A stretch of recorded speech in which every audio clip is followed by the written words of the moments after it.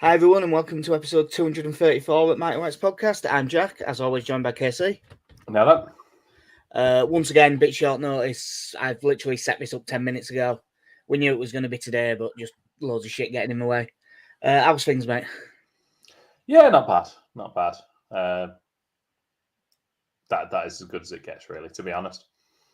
And not bad being as good as it gets pretty much sums up Leeds' 1-0 win over QPR. It was, and it's a long time, and you don't mind in the slightest, because I want to make it clear, you win and get a clean sheet, it would be completely churlish to complain. But it was a very dull game of football, that. Yeah, there's something about when you're playing a team lower down the league, you score inside the opening 10 minutes, and you instantly go, "Here we go. Let's go get 4 or 5." Well, when you score that early goal, you think, oh, they're going to have to step out now and try and play. No, not even a little bit. It was a ballsy move by Gareth Ainsworth. It's a bold strategy, Connor. Let's see if it pays off. Yeah. Yeah. Time wasting from the third minute. Time wasting an hour in when you're 1-0 down. It's something you don't often see. I mean, it was tough in parts to watch. Was that game? They were.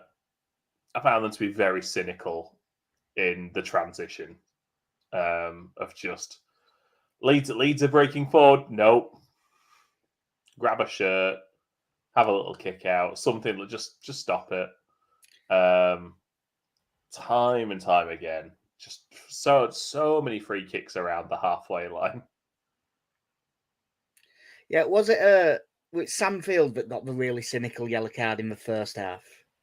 Yeah, that was the one when you looked to when you can't not book him. Even in the Championship.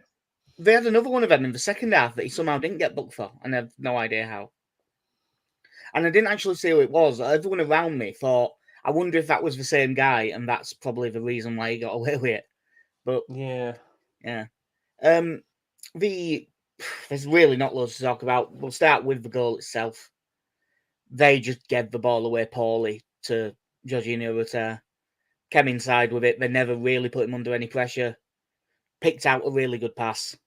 And Somerville, good touch, good finish. Yeah, really nice. Really nice to see Rutter involved in a goal again. And like I say, you kind of think the floodgates have opened here. It didn't take a lot to get through them, and it was a tidy finish from Somerville as well. And you're just thinking that they surely have to get the wingers on the ball or something. No, should we knock it long to the big? No. do you want to go for it? No. Yeah. That finish from Somerville was good to see because when he's confident, he is a really good finisher. And that looked a bit more like it from him. There wasn't any. He didn't seem to think about it at all. He just got it out of his feet and took it well. We were after that. It wasn't a very good game, but it was all us. To be fair, there was another one where Rutter got in behind down the left and he pulled it back for Somerville and he hit it well and it just smacked into Clark's altar. Yeah. In real time, I thought it hit Pirot actually from in the stadium, but it was Clark's altar, which was a decent block. Then for the rest of the half, it was just Leeds with the pressure, but not really creating much, and QPR doing nothing the other way. Half time, they did sort of switch it ever so slightly. They did push an extra man in midfield and they pushed wider a bit and got a bit of room. And it made them look a bit more dangerous for about a minute and a half. And they didn't do it with it. It was poor. There's so little to talk about in this game. It's unbelievable, actually. Second half, there were a couple of chances. Probably the best one was Rutter played a really good ball over the top. With quite an awkward body shape. So I'm not even sure how I managed it, but Bamford got in behind. hit it low and hard, decent save by Begovic. Struijk hit one over from close range after a bit of a scramble, but I hadn't seen that back. There was a lot of appeals that had been cleared, almost as if they put it over their own crossbar, or whether it's sort of taken a touch on the way through. I don't know, but they seem to appeal for it quite vociferously. But because you were sort of there going, it was at the back post, and it seemed like a fairly easy finish, given Pascal Struijk's record this season of balls bouncing in the penalty area. It's sort of his forte at the moment. But yeah, it was the joys of watching on the red button are no replays whatsoever. Yeah. Well, as you know, with where we are in the East stand-upper, you don't get out on the screen, so you don't see any of them. And they obviously didn't think that Struijk chance was big enough to include in the brief highlights. It probably is in like that 11-minute version, but I haven't had a chance yet. That was pretty much all there. And then QPR had one chance, which was a long ball flicked on. In the ground at first, it looked like Meslier was a bit slow to get off his line, and that if he got there, if he'd have sat off straight away, he could have just picked it up before the shot. But having seen it back, I think that might have been the angle we were on. And in the end, I'd say he got off his line well and sort of smothered it really well and made a good save. Yeah. I mean, Elias Chair had a shot on target, which was, I think, their first shot that was on target, and that was about an hour in. I think they had 3 shots total. Well, they had one right at the end of the first half where they did play a really good ball up the line and get him in behind, but the shot went out for a throw-in. There wasn't much to it. If you travelled for that game. Yeah, I must admit. And I'm assuming there wasn't many from the chance of you must have come in a taxi. Yeah, there wasn't many, but I can't blame them. Expensive, they're shy, it's a long way, it's a weeknight, and there's a train strike. Yeah. You know, fair enough. I wouldn't have gone either. I understand entirely why they didn't bother. But Leeds were really under no pressure, and that became slightly more so in about the 92nd minute, which this is probably the only actual talking point out of the game. Well, I think there's 2. One was Perrault was shite. But players have bad games. Farke said in his press conference, let's be honest, he didn't have his best day today. So he knew as well. So whatever. Yeah, long ball over top from Struijk. Bamford, who had been good since he came on, sort of shrugs the defender off, beats Begovic to it. Begovic comes absolutely flying out. Legs all over the place, high. And Bamford, what I genuinely think happens is Bamford shits himself.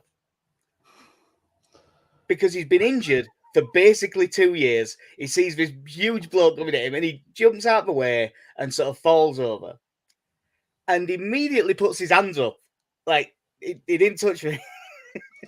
I refer to this incident a lot of the Wayne Rooney penalty given away at Preston going, well, if he doesn't dive out of the way, the goalkeeper will foul him. Yeah, but you did dive out of the way, didn't you? You did. Because again, sat there watching it from the hard camera, one angle, it looks as if he's tripped him. It doesn't look like he's clattered him by any means, but it looks like he's caught him and fouled him. Same for where we are in the ground, because we were directly behind Bamford. So you're watching it absolutely looked like he'd fouled him. So you stood there watching, thinking, why is Begovic dragging this out? You know, what is he on about? And then you watch any replay and you go, oh yeah, yeah, he's unlucky there. But the thing with it is, obviously Begovic gets sent off. That has already been rescinded. They've done it earlier today. Once the ref gives the foul, even if Bamford says he didn't touch me, which by all accounts it looks like he did say there was no contact to everyone. Yeah, I think once he gives the foul, it is denial of a goal scoring opportunity, and he has to send him off. Like, there's no way around it. Yeah, I think the replay I've seen sort of cuts just as Bamford sort of turns around and puts two hands up. Yeah. So you don't really see what he's doing. But he did look somewhat apologetic as he turned around. I suppose that if you're trying to be as generous as possible to him, you're kind of thinking he's trying to avoid contact, having just come back from another injury. And he'd already been absolutely crunched once over on the touchline, hadn't he? But yeah, I mean, like, if there's no contact with it, I think, honestly, you can make an argument that is still a foul, but you wouldn't want it given against you. No. Unfortunately, I suppose for where the game was, ultimately it's had no impact other than the joy of seeing an outfield player go in goal and followed up by also never hitting the target once. And I sat there, and the first thing I said was, "This is hitting the wall." But it did. Obviously, Casey, you weren't at this game, but I was sat there with of this parish, Connie, and my dad, who both said, "This is hitting the wall." Such is the confidence in Patrick Bamford. Well, he's not a freak. He's not a set piece digger. I mean, admittedly, when we had that on the edge of the box, I was looking around the team going, "We ain't got one here." Yeah, I was sort of looking around going, Dan James, he's a set piece taker now. Corners. Seems to be able to take an all right corner. But yeah, I did sort of look around and think, God, who does take this? I was looking around and thinking, genuinely, Archie Gray? Yeah.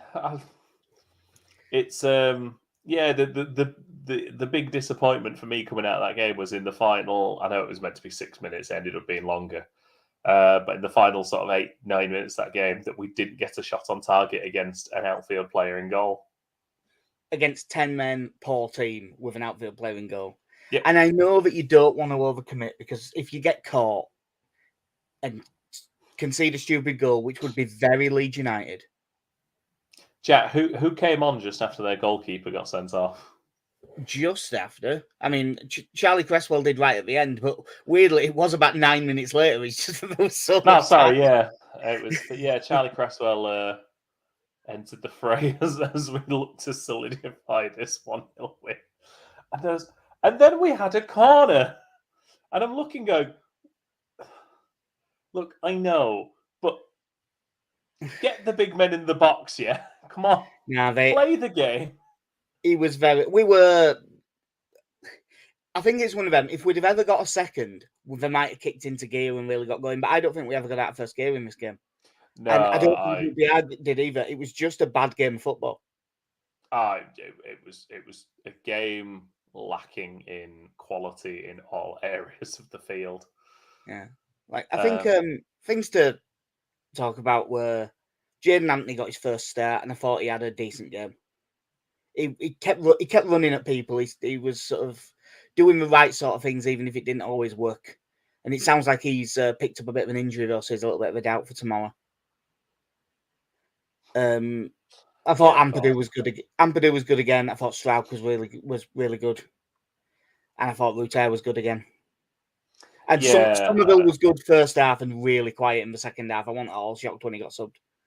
Yeah, it's quite nice seeing Pascal Strauch kind of get some of the attention at the moment. I know Phil Hayes kind of done the focus on him in an article as kind of our centre back of choice that's kind of leading out, and it is quite nice seeing him get on the ball and carrying it out as often as he does. So Joe, to be honest, I think in that game, one of the things I took away from that was I was watching Joe Rodon going, he's quicker than I thought he was. Yeah, it wasn't this game. His first game was coming on late against Birmingham, so it's whoever we played after that. Was that Ipswich, maybe? I can't remember. But there was a game where a similar thing happened. Someone got in behind him and looked like they were away. And he just sprinted past them. And he did it again in this game. He is much quicker than you think. Yeah. But again, I suppose obviously we didn't do the podcast before the game. No, let's because be of honest, there was no point. commitment. None of us saw the Southampton game. We were all at the wedding. Yeah. And one of the things I think you were always going to you'd always get beaten with as a manager is Cooper had a good game against Watford.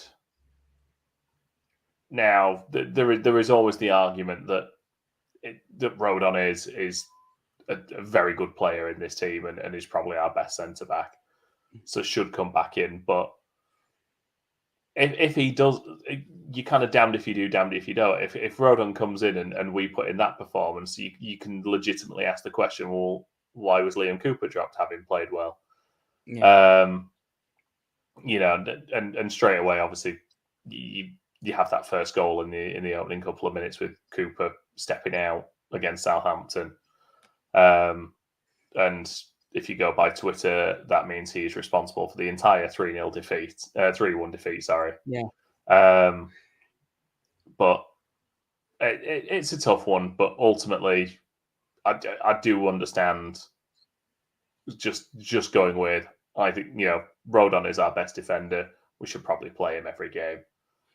Yeah, I mean, Ethan Ampadu is our best midfielder. Play him every game. Yeah, like we did both say that, like, we expected Rodon to come back in. We were surprised that he didn't. In the end, my shout that I said I'd be tempted to do, but I probably wouldn't have the guts for Southampton, where I said I might have dropped Pillow for it and play an extra midfielder in this game. But it might be that we do that 4 times a season, like away at Leicester and a couple of others, maybe. But no, getting back, after you've got a bad result like Southampton, if you come back with a win and a clean sheet, even if it's not a good game, can't particularly complain with that. And it gets us back in the playoffs. We're 6th, but it's too early to really worry about it because I believe we are level on points with 10th. Yeah, we are. I've just checked. 6th, but 2 points clear of Millwall in 14th. It's too early to worry about anything. And then you just look at Leicester and Ipswich. Yeah. Who are off to flyers. Yeah, it's ridiculous how good Ipswich have been. Newly promoted side. Everyone fancied them for top 6, and it seems like everyone was still underselling them. Yeah, I did see someone complaining yesterday about why we let Leif Davis go, because he's having a good time there, obviously. But given where we were in the Premier League, I think it's one of those where you're trying to think, going, yes, but in 2021 he wasn't the answer to our left back problem. Junior Firpo also wasn't the answer to our left back problem, but it's. I think the resolution there was Stuart Dallas might still be our best left back. Yeah, I remember because when was old Leif Davis, everyone thought it was fair enough, but everyone also assumed we were buying another left back. And we, and we didn't. We did not. Yeah. So yeah, solid enough win. In terms of predictions, everyone got 2 points except for KC, who went for a 2-1 loss. And why, KC, did you go for a 2-1 loss? Because I thought we were playing Leicester for some reason. So, to be honest, I might stick with that for when we do play Leicester as well. Yeah. Yeah, he messaged me a couple of minutes before kickoff going, "Oh, I thought we were..." For some reason, when I sent that, I thought we were playing Leicester. I cannot tell you why. I just got it in my head. And then Adam Pope was doing the team news, and I was shocked that we were playing QPR. When did they sign him? And him. Oh. Well, because the other thing was, as he was going through the team, he made a couple of mistakes with the Leeds lineup. So he listed a couple of the players starting as also being on the bench. So I think he'd mentioned Ayling being on the bench and someone else. So then he went the QPR team, and I went, Jesus, Popey, you're having a bit of a stinker here this minute. Yeah. No, he then listed off all these QPR players. Oh, okay. That shows me. Yeah. If you ever needed a thing for just how busy me and Gezi have been lately, it's not just for 10 minutes notice to start a pod. We've clearly had a lot on. So, yeah, as KC will have it, we're playing, I'm guessing, Bristol Rovers tomorrow, is it? It's that fast. Grimsby. Swansea. It's in the area, isn't it? Yeah. So yeah, Leeds Bristol City. Just having a glance, they appear to be pretty consistent 4-2-3-1. Nigel Pearson in charge. Yeah, they've played some 4-3-3 as well, but it looks to be mostly 4-2-3-1 recently. Farker did a pretty impassioned defence of Pirot at 10, Rutter at 9, which I didn't particularly need because, as I said, Pirot can't press, he can't be the 9. And some of it was that. It was about 12 minutes. It's worth listening to. It's more worth the proverbial yada listening to it because that's been the big complaint. As I said, Anthony's picked up an injury, so he might be struggling. Sam Byram's struggling with just it being 3 games in 7 days. Shackleton was out on Wednesday with a shoulder problem, and he's still out for this one. So if Byram doesn't make it, we are very short at left back. It's still very short at left back. If there's no Byram, who do you think plays at left back? Because Firpo's still out and there's no Shackleton. Like, was Yelder even on the bench on Wednesday? Honestly, I was trying to think whether we'd loaned him out at the last minute or not. Yeah, he wasn't on the bench. If it's short term, potentially moves Strauch out there and brings Cooper back in. Yeah, I really wouldn't want to move Strauch, but it's probably the most likely option, isn't it? Yeah, I mean, unfortunately, you're looking at the start of the season that Yelder's made, and it's, you know, if he is available, he's not looked great there. God, we really should have signed a left back. Yeah, I mean, who could have seen that being an issue? Yeah, I think that I know he didn't have a good start to the season, but I still like Yelder, so that's probably where I'd go. But I think it will be if Byram's even 70% fit, he's going to play basically. But I think it probably would end up being Strauch out there, unfortunately. Because Connor Ferguson in the 21s and he's not ready yet. I mean, unless you adopt the inverting fullback and have sort of Ayling pushes up and we go to a back 3 and Liam Cooper is a non-offensive left back. Yeah, I mean, I have seen him play left back. I think once, twice, maybe. He definitely played it. He played it for Leeds' under-21s against young Ajax that day where we played young Ajax and then played the first team, and they both got hammered. Yeah, it's very Football Manager thinking. I think at that point is bringing Liam Cooper in because he is a centre back. I know he's not got a bad long pass on him, but there's a lot of work to be done for the fullbacks, and Liam Cooper probably doesn't have that technical ability in the final third of that. And when you compare that to Pascal Strauch last season, who I think we'd say was fine at left back, when he was there.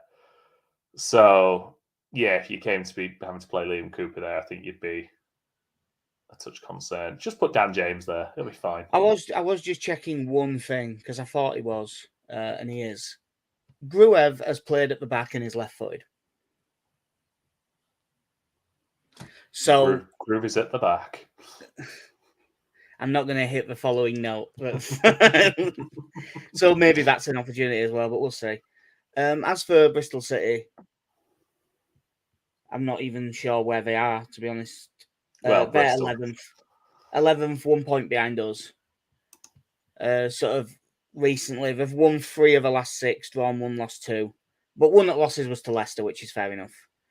They won 2-1 at Swansea, 0-0 at West Brom, beat Plymouth 4-1, got beat at Leicester, lost 3-2 at home to Stoke, which isn't a great one. And then they beat Rotherham also Wednesday night, which was a 95th minute winner, if I remember rightly. They've got they've still got Andy Vyman, who he feels like he should be about 40 years old, but he's probably about 32.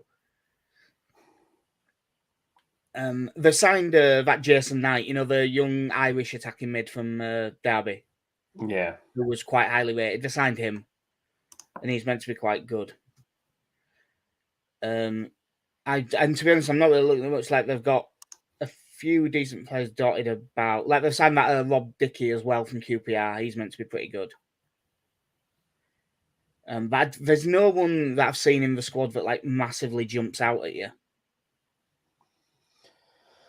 No. They've still got Naki Wells, and he's got previous against us. Yeah, I did see. Andy King is there. I didn't even realise he was there. At 34. Oh, and they did sign that, that Hayden Roberts, who was the young centre-back at Brighton, but we kept getting linked to, who's meant to be basically Ben White again, just not quite as good, but maybe he'll come good.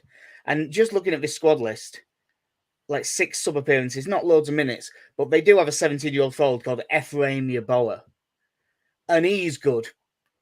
Because if his name, because I'm not having someone with that name isn't good. Yeah, I'm just having a look through. Naki Wells, 10 games, 2 goals. So must still be playing. Andy Vyman is their captain now. Yeah. That Matty James in middle of midfield, I remember him. He was pretty good. Not amazing, but he was a pretty good player from what I saw. Yeah, they've probably been in. I suppose it's for me being at the age I kind of came into football and sports in the Bristol City. I think we swapped places with them when we got relegated to the Championship. Was that they went up and they were in the Championship for a little while, and then briefly went down for a couple of years before going back up. And so they've been in the Championship a while now. They've I kind of feel like the team they had pre our promotion is kind of all have all moved on as well. Yeah. Because I think they held on to quite a few players for a fair while. Had this fairly steady squad. Yeah, like Thomas Callis was there for ages and people like that. Yeah, Andy Vyman flies the flag. Do you think there'll be? Obviously, we've discussed the few possibilities at left back if injuries happen. Do you think else will change? I mean, Jaden Anthony sounds like he's probably not going to be fit. So Dan James probably. Yeah, James and Somerville probably. Yeah, I think it's probably still too early to be thinking about starting Bamford. Yeah. I think he probably needs really building up to that. I mean, I could see him coming on getting a good half hour if Daniel Farke decided to use his subs before the 70-minute mark. Yeah, I mean, he got half an hour in the last one, and not just because of the long. It would have not just the long stoppage time. It was 65 minutes on, wasn't it? Yeah, which is on the earlier side for Farke at the moment. Again, mate, I suppose he kind of sat out a couple, so you might. So Gray will probably stick in. Yeah, especially because it's international break, isn't it, after this? Yeah. So I think he'll still play Gray. Maybe Kamara does get on in that one because to be honest, watching the game, there was a bit of it where I was calling for Kamara to come on, just because the way that we were playing wasn't creating much, and I thought maybe putting Kamara in midfield and moving Gray further forward might have worked. Yeah. But he went with Bamford instead. I'll tell you what, that's one thing that I don't think worked in the game. When he brought Bamford on for Pirot, Rutter went to the right and Somerville went to 10, and Rutter looked so much worse for being out wide because he was having to do a lot more. Obviously, he does a lot of off-the-ball work in the middle, but he's just chasing around and harrying. When he was out wide, he sort of had to concentrate and mark properly, and that he didn't seem as good at. So I would prefer to keep Rutter in the middle. Yeah, I can't see any. This means nothing with Leeds. We can lose to anyone. We know what we like, but I can't see anything on this list of when I look through Bristol City's squad, anything to be sort of fearful of. It's a very mediocre Championship team, which is kind of where I think they've been the last few years. Yeah. Again, the Championship being what it is, there is every chance they get something from it, but you'd be disappointed looking at that team if they did. Yeah. Well, it looks like most of us are in agreement with that. I'll come to you last, Casey, but I've had ones in from everyone. Alex has gone 2-1 Leeds. Connie's gone 2-0 Leeds. I have also gone 2-0 Leeds. I'm going to go 3-0 Leeds. Oh, we did. So you heard it here first. Get yourself on Bristol City or draw. It's pretty much nailed on if we all go for the win. So that's almost everything. There's one last thing to talk about. By the way, the under-21s are playing later, if anyone's bothered about watching it. Is it televised? It actually is, because there's no Premier League game tonight. So they actually can show it. Well, they have to move the Premier League games because there'll be that many people watching the under-21s. Yeah. But the one thing that I have got it on the notes for earlier, and you said something that just segued into the QPR game, so I went straight into it. But Helder Costa has been released to mutual termination. He was still here. So we should mention it. He was a pretty good player for a couple of years. I think it's easy to malign him a little bit, because obviously I think he was the first for where Leeds had been, the first real big money signing. When he was at 15 million. I know it was over 3 years. It was a loan. It was a season-long loan and then permanent, wasn't it, to really spread it out. But but was it him and Bamford? Were they the same summer? No, Helder Costa was second Bielsa season, if I remember rightly. It's so long ago, I can barely remember. Yeah, and I think that first Championship season, there wasn't a lot you could say about Helder Costa. Like, nothing was playing a lot of sixes. Was fine, but nothing great. Would pop up with a goal every now and again.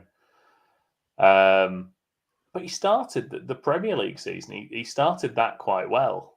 Like, looked pretty lively there. He got that goal against Fulham as well. That was the first game at Elland Road, wasn't it? Back in the Prem. Yeah. In fact, did he get? No, he got 2, didn't he? Yeah.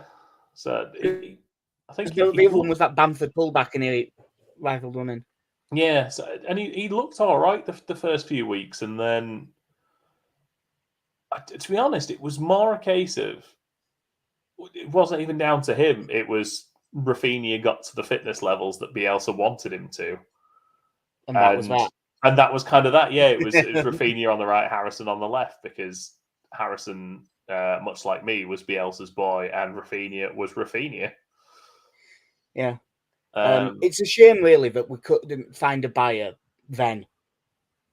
They'd have paid like 7.5 million for him or whatever, and just let him go. Yeah, we lost a bit of money on him, but he did fine. It's frustrating that, given where he's been on loan the last couple of years, that neither one of the oil-rich countries particularly wanted to spend money on it. Yeah.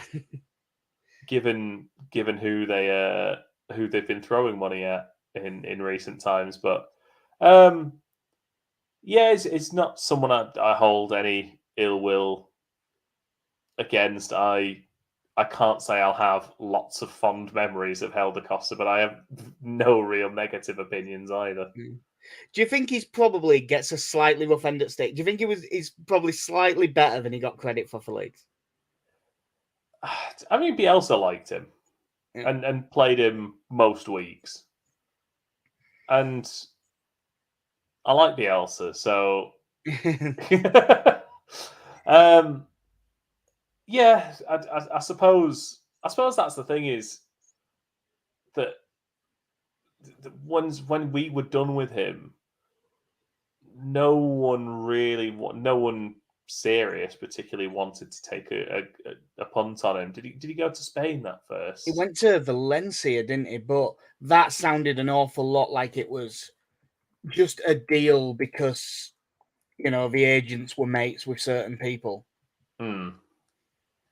Because that's when Valencia were in all kinds of trouble, wasn't it? Yeah, and then was it Qatar 1 year and Saudi Arabia the year after that? I think it was just Al Ittihad. But yeah, I think it was just Al Ittihad, and then this season, yeah, he had 1 year Valencia, 1 year Al Ittihad, and then obviously he hasn't gone anywhere this one.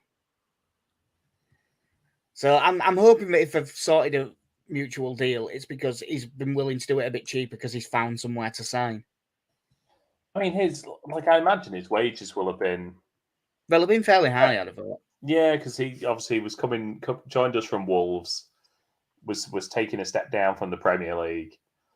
I know he'll have had the wage cut when we got relegated, but he'll have also had the wage rise when we went up. Yeah, and probably on a yearly wage rise while we're up there as well. So yeah, it's probably someone we needed to get off the books. It's the best for him. He's 29 years old, so if he's wanting to have one last decent run with a club, this is the time you're going to do it. Yeah, like I say, I don't see him pulling up any trees anywhere, but at the same, I'm saying that now. There's every chance he ends up somewhere in the Championship and scores the goal that puts us into the playoffs that sees us not get promoted this season or something. But yeah, like it. I think the thing I found quite funny is that he's been going in this whole time. Yeah, and I assume he's been doing just like footwork sessions, finishing sessions, and fitness, and he's just been doing it all on his own. Farker was quite nice about him as well, wasn't he? Like, oh no, he's very professional. Yeah, it did with him. It's very odd because clearly he'd come back and the conversation. I don't know if Farker wanted to involve him, but it sounded like we didn't want to involve him, and he didn't particularly want to be involved either. Just like like it doesn't sound like he refused to play, but I don't think he was also given the chance to refuse to play. I think everyone just seemed quite happy to. Do you want to stay? Is like not really. It's like should we just see what happens? Yeah, it's fine. I mean the fact that he never even got near like the League Cup squad or anything like that. I mean, I know we're well stocked for wingers anyway, so it'd still be down the pecking order. But no, it's just been this funny thing that this whole time it was just like, and Helder Costa is still here.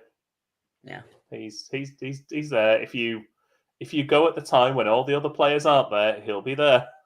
Yeah, but yeah, I mean, as I say, 2 good years and then nothing. But yeah, hopefully you get a club that's somewhere decent. I think he'll sign for some, like he's got Saudi second division written all over him. Yeah. Right, have we got else that we need to add, mate, before we get away? No, I think we got it. Cool. Well, that will then do us for episode 234. We will be back after the game. Obviously, we've got an international break coming up, and yeah, I did find myself thinking, what, another one already? And then there's another one in like November. Fucking ridiculous. Yeah. But yeah, that will do us for this episode. Hopefully, we can get a win against Bristol City. I've been Jack. See ya. I'm in Casey. Have a good one.